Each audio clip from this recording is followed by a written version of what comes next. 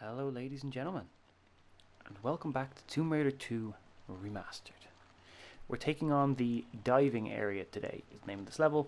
It's the last level of the pair of rig levels.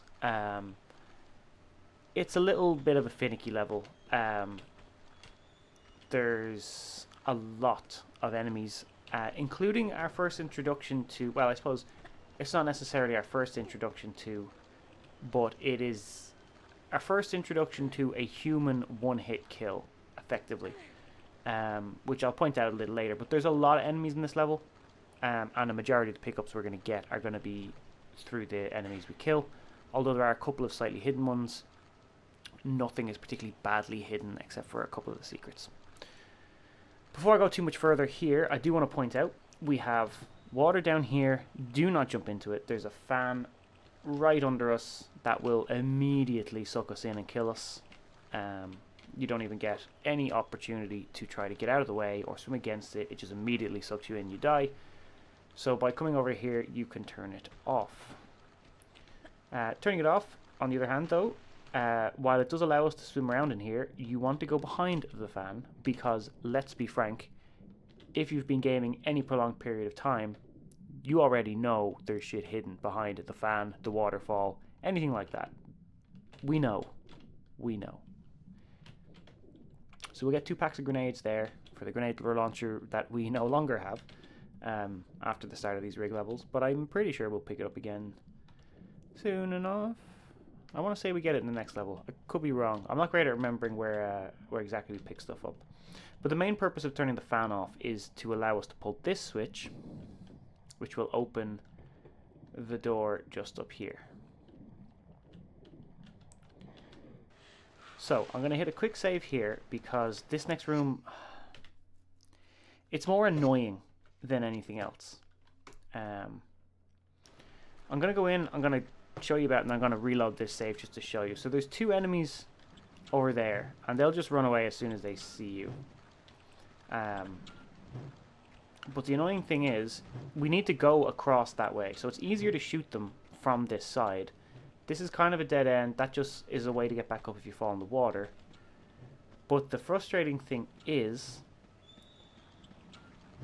we will trigger a group of enemies by drawing our weapons, which is a really unusual trigger that I don't think I've ever seen before.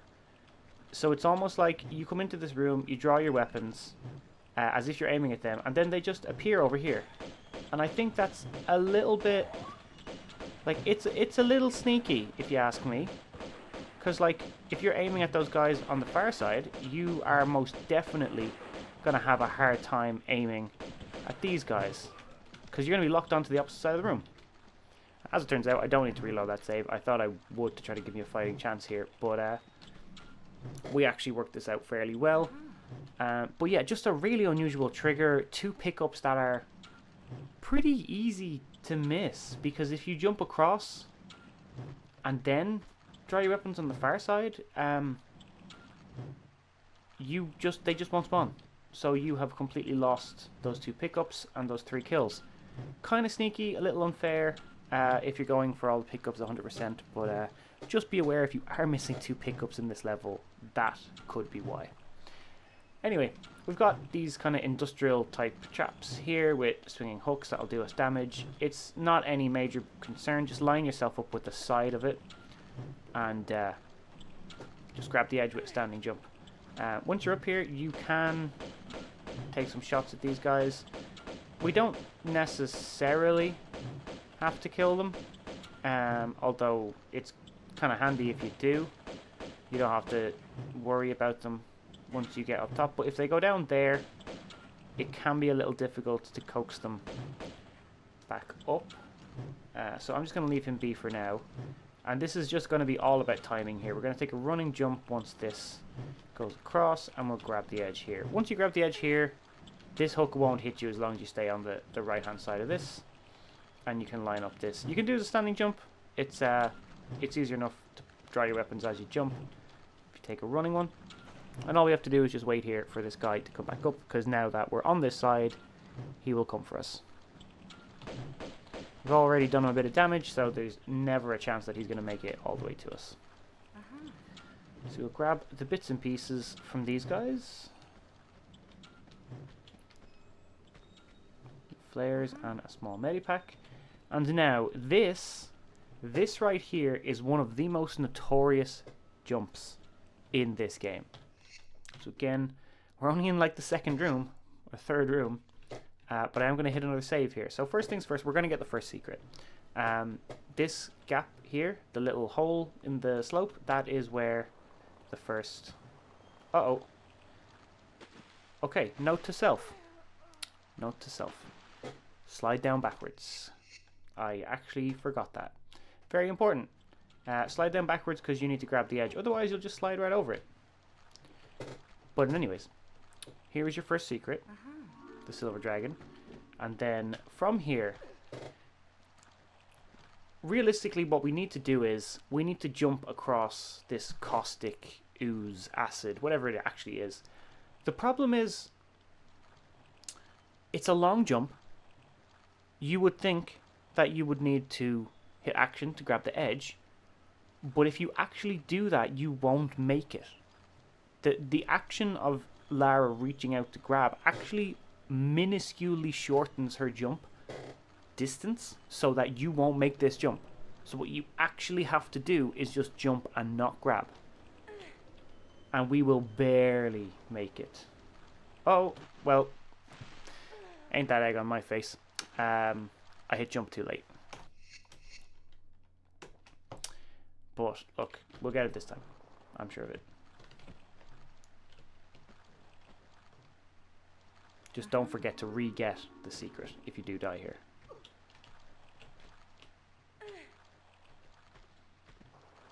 Okay, so jump and then just barely land. Do keep moving though, because the splashes of acid here do us a little bit of damage, and I would hate to see that stack up. But yeah, if you try to grab, you will not make that. And I think that's ridiculous. Anyway, moving swiftly along, we have another absolutely notorious thing. The longest ladder in existence. Like, this is Metal Gear Solid 3 Eat Your Heart Out. If anybody knows what I'm referring to from that game. This is an exceptionally long ladder, and we will have to loop back around and climb a majority of this ladder twice. So we may as well just get it over with, because this is a annoyingly long and boring part of this level. This section of levels has some of the most creative levels, but also some of the most irritatingly boring. This, for example, this level, not a big fan of it personally. You go through these sections, it's very easy to die, so much so that parts of this are notorious in the Tomb Raider fan community. And then you have like a section where you're kind of going back into the same rooms over and over again, and it's a bit repetitive. And then you have a level, I don't think it's actually the next one, I think it's the one after it, where they've decided to do some of the most creative thing in design, where you're going around through the wreck of a ship. But because the ship sank, everything's upside down. And it's so cool to see like tables on the roof and... Well, you wouldn't have tables on the roof because they're not stuck there. But like, it's cool. You'll see what I mean when we get there. But I really enjoy stuff like that where they're just being really creative. Whereas this is just not interesting. I realize I'm kind of complaining about it. Probably a little bit more than I should. But I'm just not really a big fan of this level. I think they really could have... It felt a bit filler, to be honest. I feel like they could have combined the last two into one level rather than split it in two. But maybe it was graphical limitations at the times or storage limitations at the times. I don't know. But regardless, I digress. Next thing we need to do is we're going to drop down this hole after picking up the pickups in here. It's vitally important, if you don't want to do that ladder multiple times, that you drop backwards, because we're going to slide down here. We're going to grab the edge, drop, grab, climb up, and we're going to need to kill this guy very quickly. I'm not going to get him in time. He is going to kill me if I don't hit that. But 2 shotgun blasts will kill him, but if he runs right up to you, it's very, very easy for him to push you off the side, which we're going to be down the bottom in a second, but if he pushes you off the side, it will prevent you getting this blue key card, which we need to go down here. And what that will mean is, it's not death or anything like that, but it means you'll have to go through a passage here, around, and climb that ladder again. And that's just unnecessarily cruel, in my opinion. Anyway, the slight gap in the railings here, we're just going to take a running jump, slide down the side here, and grab the blue key card. No major problems there, but from here we're going to slide down and head back around. And you'll see exactly what I mean. Like, if you accidentally fall, there's no way to jump up to where that blue key card was, so you're going to have to go the whole way around, back up onto that catwalk again. It's just, it feels a little bit unnecessarily punishment. Also, if you don't realize that there's this hole here and you decide, you forget to stop, you will die. You will just fall straight off. Again, unnecessary, little bit harsh. But we're about halfway up this ladder. We're going to have to climb halfway up. But again, if you had fallen without getting the blue key card, you would have to come around, climb this, drop back down onto that catwalk, jump over to the blue key card, get it, go back around, climb this half of the ladder again. It's just ridiculous. Honestly, it's absolutely ridiculous. So unnecessary.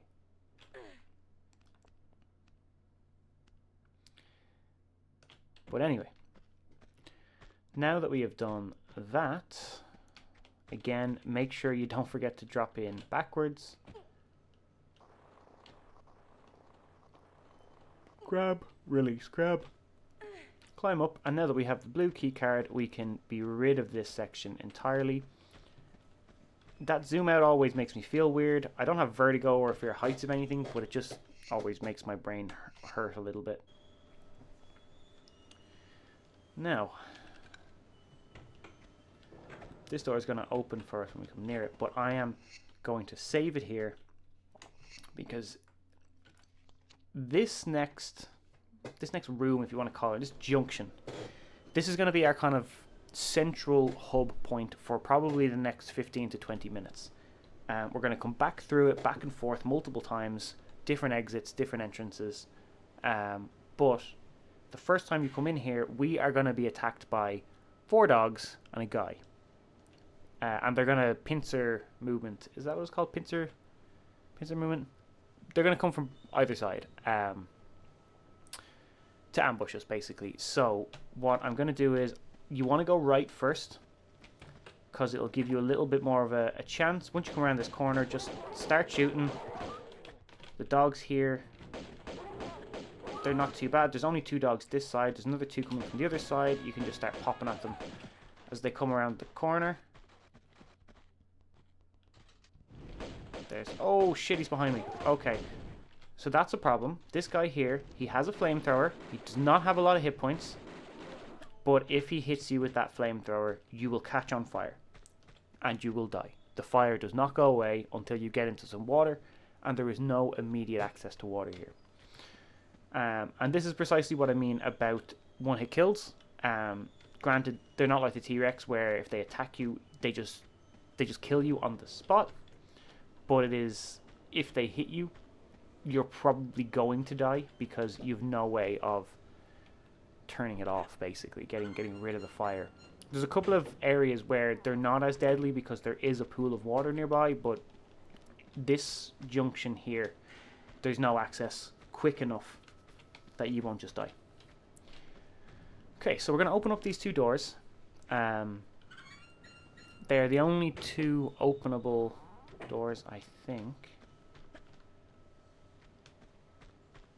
Yeah, they're the only 2 openable doors here at the moment. Because this is where we came from, which is closed behind us. So we're going to take this left one. If you consider this one left and the other one right, we're going to take this left door first. And we're going to have Bit of a nasty time in here because there's this guy who's going to swing at us as we come in. They like just kind of springing traps on you in this level. You didn't drop anything? Thought you'd drop something. I guess not. Right, so ultimately what we want to be doing is we want to get into that control room and we want to get across this this gap, which we can't do at the moment because we can't climb out the far side. There's a key card over there that has, quite frankly, the most video game logic I've ever seen, but we'll get to that a little later. First thing we want to do is we're going to push this block out of the way now so we don't need to worry about it later. So behind it, it has a little, what are they called? It's not a crevasse. A little slot for something to go in, basically. These guys can't hurt us. We can't shoot the glass. See my previous parts for my frustrations with glass. So we're gonna, the only way we can go is to drop in here, and we're gonna follow this little panel here around, but there is a scuba diver in our way. We could take him out with a harpoon gun if we wanted to, but harpoon ammunition is limited and pistol ammo is not. So if basically just trigger him and come out, really? Is that how this is going to be?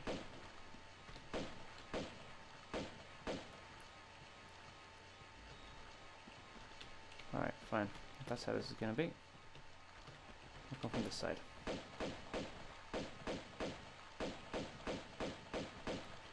Right, he did an annoying amount of damage. Usually those harpoons are easy enough to dodge because they're actually a what's the phrase? They're tracked as an actual thing. It's not like you shoot, it hits because you're aiming at them. They're actually tracked as a projectile. That's the word I was looking for. So we're going to save here because we could potentially die here if I'm not quick enough, because this is a bit of a maze water-wise. I say maze, it's just a little tricky to get around. So we've just got to be quick. We hit this switch. It opens one of the two grates behind us. So we immediately turn around. We go right, and we're just going to follow this way. It's very easy to get stuck on little corners and whatnot. We're going to follow it around. It's going to let us get to this switch, which will open a door. It is kind of important that you hit look to get your perspective back, otherwise you could be in trouble. Then we go, no, not left.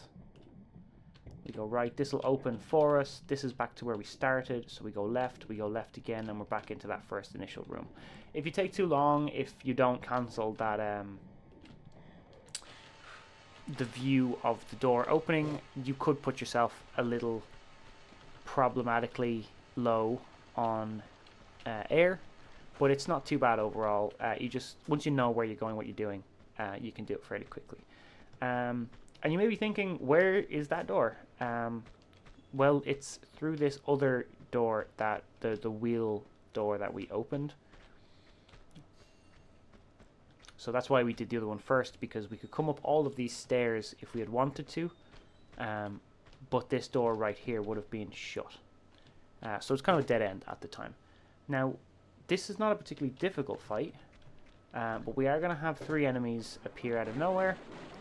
2 of the 3 of them are armed with guns. There we go. Third guy's just going to break the laws of physics and walk straight through a helicopter. Again, our old friend, the alarm. This helicopter does take off when we try to get close to it. It's no big deal. It's actually just a set piece more than anything else. It just flies off. I'm not entirely sure where it goes, but it does just fly off. Anyway, all 3 of these guys will drop some pickups. So grab them while you're passing through.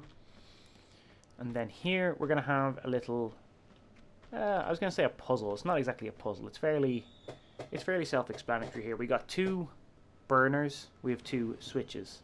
Each switch turns off one of the two burners. The one on the right turns off the first one. The one on the left turns off the second one. The second one turns back on a lot quicker than the first one.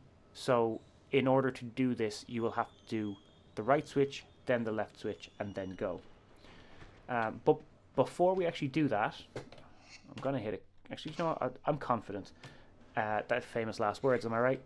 If we hit this first one, it'll turn off the burner, but there's a trap door here that we're going to fall in intentionally because there is the M16 here. So once you pick it up, get out of there quickly because that burner will turn itself back on. We just wait for it to turn back on because we do not have the time to do anything otherwise. The switch will flick back up. And now we're going to save, just in case we mess this up. So the easiest way I've found to do this is hit the switch, side jump left, then step to the right, hit the switch, side jump right, and then go. Just make sure you jump over this. And be aware that you do have to give yourself enough time to get back out before they turn back on. So once you've picked it up, just run, get out of there. The first burner is already back on, second burner is now back on. It's enough time, in my opinion. If you figured out what you have to do, it's enough time to not worry too much. Anyway, what that was the machine chip, which is what's going to go into that slot back in the other room. So this is exactly what I was talking about earlier. We go to that first room, we do a bit, we pull a switch, it opens a door to this room, we go in, we do a bit, we go back to the original room with this item now in hand, and we do a bit, and there's this kind of back and forth in quite a bit. And look, I get it. This was game design back in the day. I just don't think it's all that entertaining. So we put the machine chip in here. It opens this door, and we're going to have another rinse and repeat of the previous trap ambush from the middle room, where we're going to have a guy with a club and a guy with a flamethrower again. So immediately what I'm going to do is, as soon as we clear this, I'm going to just start shooting this guy and then turn around. Again, they don't have a lot of health.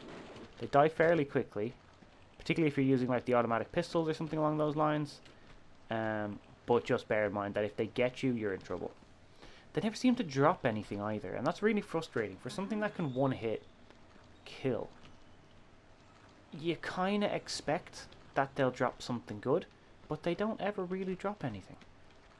Anyway, one of my big bugbears about the remaster is that it's extremely difficult to notice harpoons on some places. So there is a set of harpoons here. This is where you'd also get the harpoon gun if you hadn't already got it in the previous level. So you pick that up, and you may be able to see, if I take another step forward, you may be able to see that there is the Jade Dragon under the grates at the bottom of this pool. How do we get it, you might ask? Well, I'm about to show you. It is sneakily hidden, but you might be able to notice that all the other panels around this room, they're active. There's lights moving, the screen is scrolling, things are happening, but this one, nothing's moving. There's no lights, there's no switches. It also doesn't look as... I suppose graphics-wise it's probably exactly the same, although I've never read it before. Huh. Interesting. It's just a little blurb about Tomb Raider. Anyway, once you go near it, it opens itself. Can I read it from here? No, it's now too dark. Okay. And behind here is a switch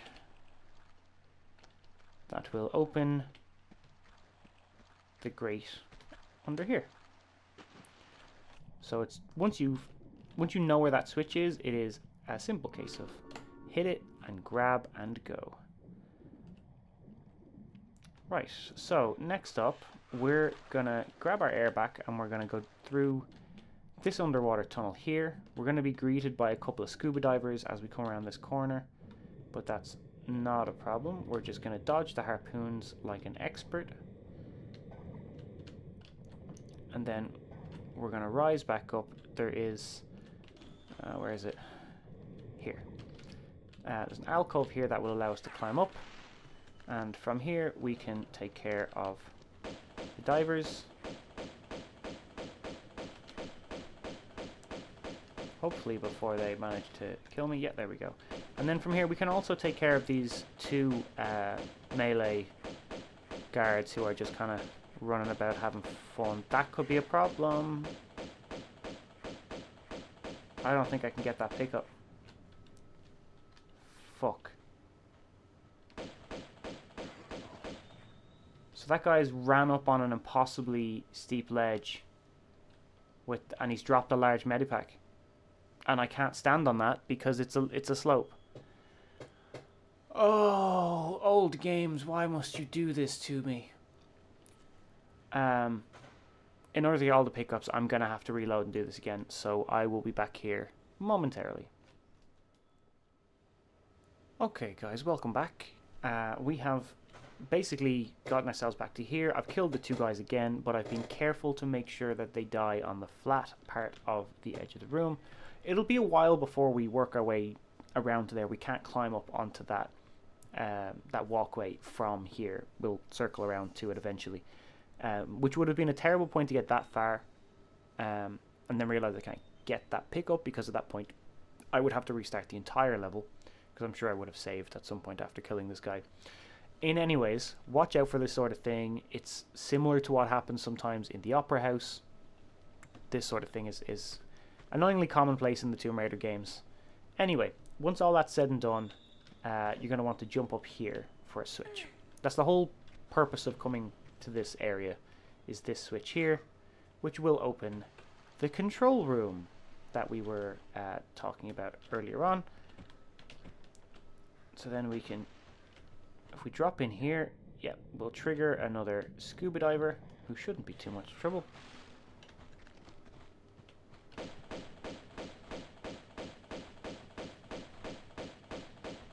There we go. I think it is a neat little detail that they float to the surface when they die. I know enemies in previous games like the crocodiles and stuff would do that as well.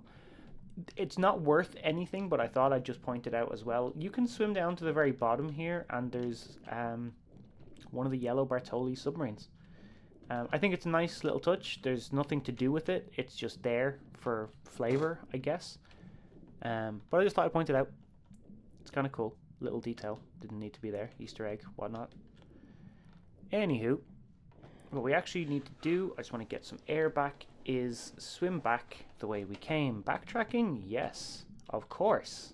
This level is the backtrack level.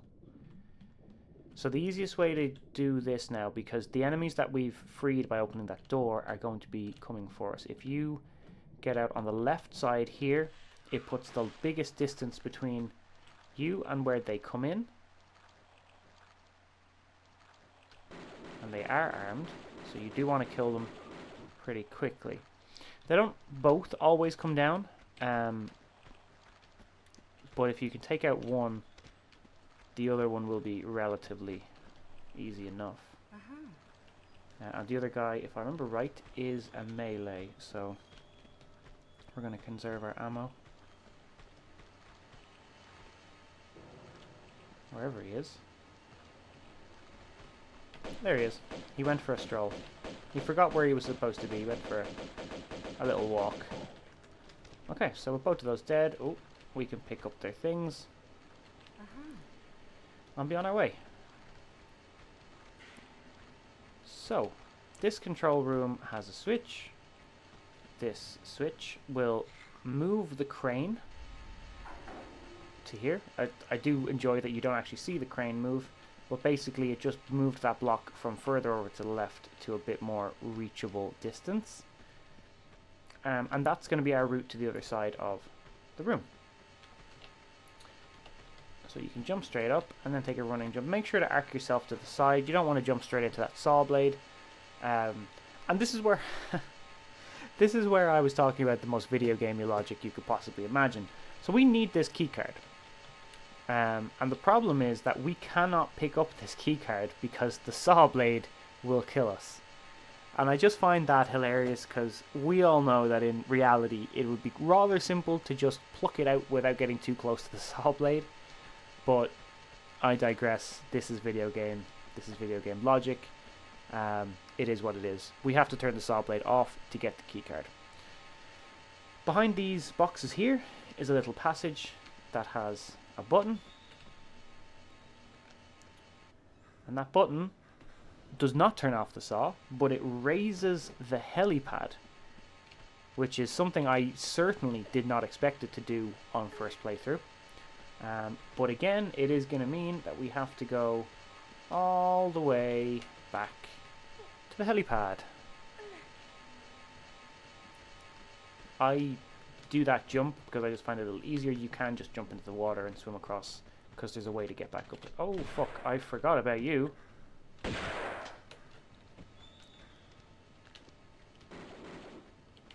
So there's a number of enemies here, if I remember right, including dogs.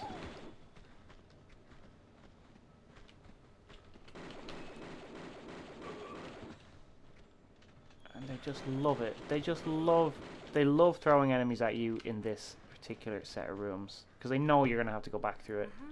Like this this entire room is absolutely laden with corpses. Anyway, with the 4 of those new enemies killed, we're going to go back over to the helipad, which is... Oh, wait, hold on. I've got myself turned around. We were at the door for the helipad, which is this one. You might be able to hear some heavy breathing. Not from me, from the game. There are some enemies very nearby there that we can't access yet. But we will get there soon enough. So, with this helipad raised, we can drop down below it. And there's a little passage here. There is an enemy. There's 2 enemies in here. One of them, again, is a flamethrower wielding guy.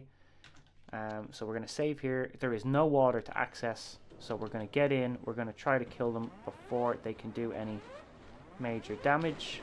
Uh-oh, we're in trouble! We are dead. That's precisely what I was talking about. It may as well be a one-hit kill. But anyway, look, it is what it is. We need to get in here, we need to have a look around. He's coming from that side, so we're going to go this way. If you can get a bit of distance between you, then you'll probably be fine.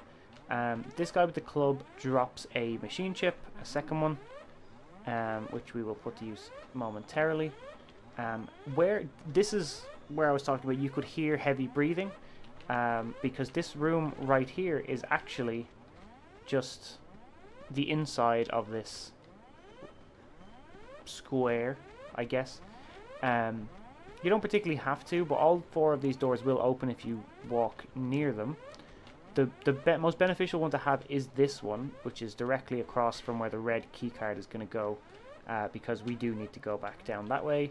But just, I like to open all 4 of them just for ease of access sake.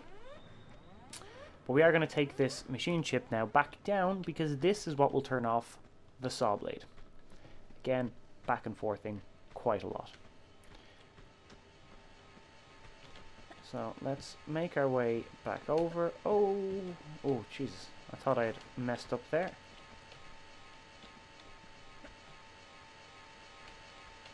So we pop the machine chip into here.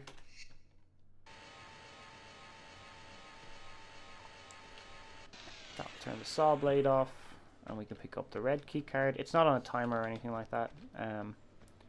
It is just literally off now, and we can make our way back.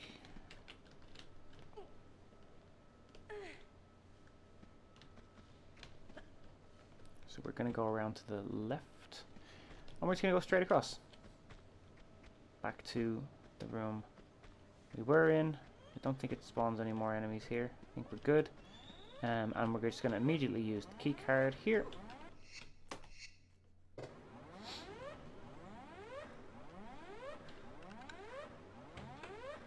Okay, so draw your shotgun here. There's a guy below us here who has a shotgun, and as soon as you drop down, he will be mean about it. He doesn't drop anything. He's just there to be an asshole. So it's easier to use the shotgun there. There's a little bit of a drop here, so be careful. It is a ladder, so you can do what you need to there.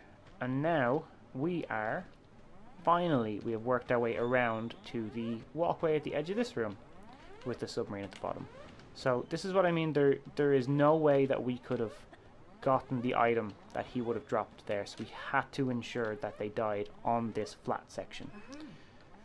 As it so happened, they died almost the same spot, which was handy enough. But we will get a small and a large medipack off them. And then before you go too far, there is some harpoons to grab over here.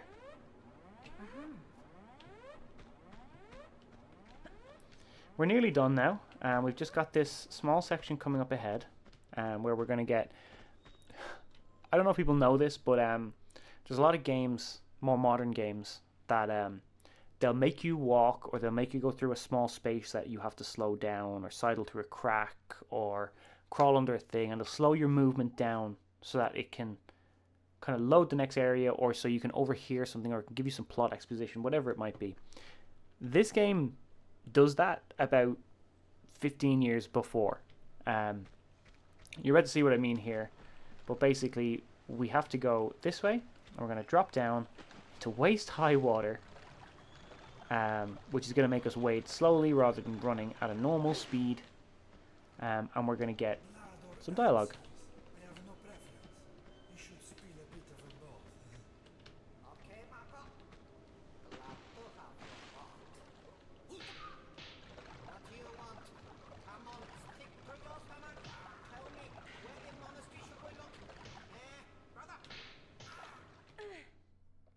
So basically what the exposition we've just heard is somebody getting tortured, which is a guy just below us here. There's two enemies that we just need to take out. They're the last two enemies here. You'll be able to see from the top here. There's a monk right below us, and he was getting beaten for information. And that's all that was, basically. They mentioned the monastery, which we will be going to shortly. It is a later level. Where'd the other guy go? I don't think either of them drop anything anyway. But basically, this is the end of the level. If you approach the monk, you will trigger a cutscene which will end the level. But don't do that. Stick to the left, go into this door, and you'll be rewarded with the third and final secret of the level right at the end. Extremely easy to miss, and 4 easy clips. So, with that all said and done, that is this level complete. 39 out of 39 pickups, all 3 secrets. A very enemy heavy level, I must say. And a lot of those pickups are dropped by enemies, particularly items that are necessary for the critical path, like the machine chips and the pass cards are dropped by enemies. So it does force you to make sure you come equipped. But anyways, with all that said and done, let's approach the monk, get our cutscenes, and finish up the level. Oh, you are not one of them. But you are a monk. Brother Chen Bakang, you have come for me. I saw bright lights around me. That was gunfire. I think it was them who got taken away by it. But you are my guide, my path beater to a next incarnation. I have done my time here, haven't I? What are you doing here? In Marco Bartoli? Nothing. I led righteous life. Here for reasons rooted only in necessary evil. As my father was before me when he bombed Gianni's vessel deep into these waters. Now I'm here, was here, to prevent his son from salvaging the Seraph. The Seraph? You not know my life's work well. You sure you're not here for them? Their Jackanory days are well over. They want the Seraph to unlock a malignant treasure we contain in our monastery in Tibet. Since being stolen by imbecile vagabonds centuries ago, we've been without key to it, relying solely on cleansing of our prayers to keep it subdued. Then the occultist Gianni B acquired it. people we knew. He breathed life back into ancient belief. One not to be stopped by any amount of head bowing. And now again, it is here. Marco, infected with madness. He has violent mind, but not yet the power to satiate it. So, we reach for our weapons once more. The true detox of evil. Where can you be taking me? Thought this was my big break. Guess change is as good as rest. Oh, I need one.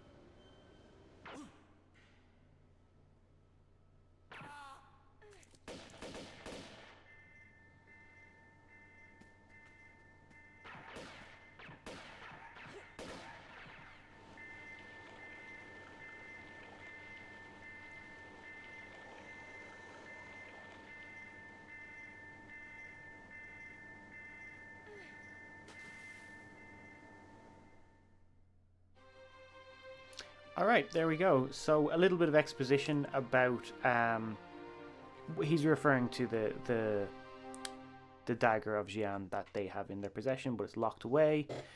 The Seraph is the key.